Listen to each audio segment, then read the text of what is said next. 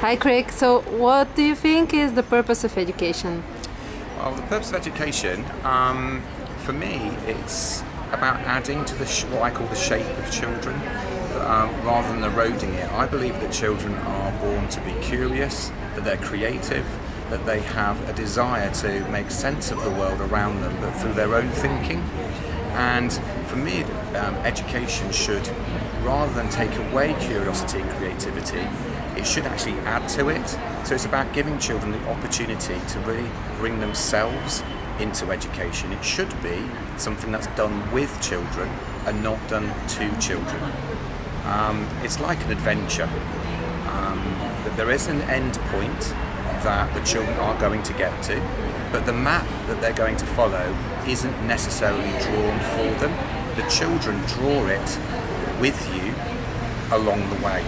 They will all hopefully get to the same point along the way, but the path that they follow is their own path. And by that I mean their own interests, their own desires, and kind of like their own dreams, if you like. There's an educational philosophy based around Reggio Emilia which talks about the 100 languages of children, and that kind of states that children have a language, have a way of expressing themselves that adults need to listen to. So rather than the children having to listen to the adult and the adult being the person that is kind of the instructor and the director of learning, it flips it, and what it says is that the children have more importance than the teacher, if you like. And so the teacher becomes almost like a co-player alongside the child rather than a leader. And it's an incredibly powerful way to work with children, and one that's proven to sort of really give children that sense of themselves, which again I think is really important, because the world needs adults who can think for themselves independently, who are creative, who can collaborate, who can bring their curiosity to the world around them. What it doesn't need is robots. What it doesn't need is, I can only do this because someone's told me to do it. It needs children and adults that are going to question, who are going to want to use their sense of wonder. And if that's eroded by education, then when they come out of the education system, then actually what we've done is we've kind of almost like devalued children. We've almost said to them, you have to listen to our voice rather than the other way around and hearing ours. Okay, and why is play so important in that regard?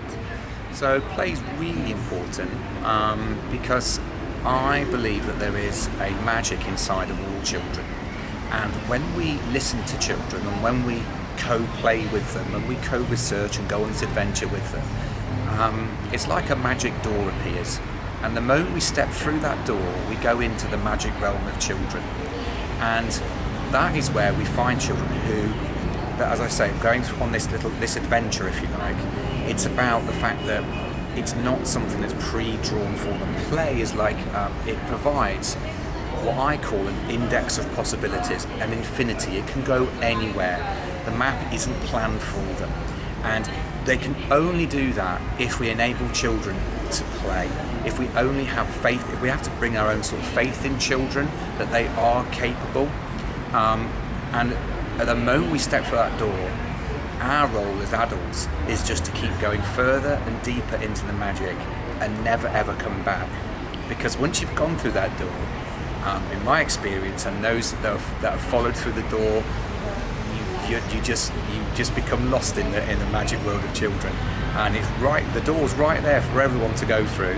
We just have to have faith and willingness to go and step through it as educators. And during your presentation, you talked about the fact that you have to being there with the children in this magic world, but you need also to like implement these pieces of knowledge and skills that the system requires. Yes.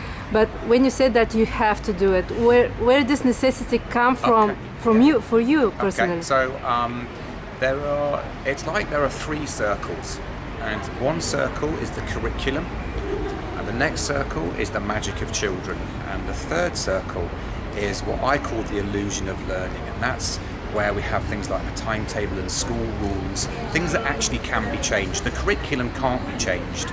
We have knowledge, we have skills that we are asked and required to as educators to bring to the children. But do you believe that really this curriculum is necessary, is, like you said, not down, negotiable in a way?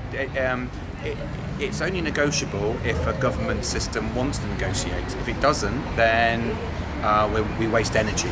I would rather focus on my children and the children I'm working with. How can I ensure that they stay in the magic realm? What I do is I basically pretend as though it's like going to a shop. I go to the shop and I acquire the skills such as mathematics, mark making, writing, reading, social skills, and I put them in a shopping bag or a suitcase, and then I take them through the magic door with me into the children's play, rather than always taking children out of the magic realm into my adult world of a table and chairs. Come and do this activity, come and do this for me, so that I can mark it, so that I can grade it. Instead, what I'm doing is I'm taking the skills into the children. I'm taking the curriculum to the children rather than the children to the curriculum. And what I found is that the outcomes that we get, because children are emotionally connected to what they're doing, the outcomes are so much more real, so much deeper, rather than children coming to me. Because the moment I say to children, come to me, they know then children aren't stupid. They know they're just doing it for me.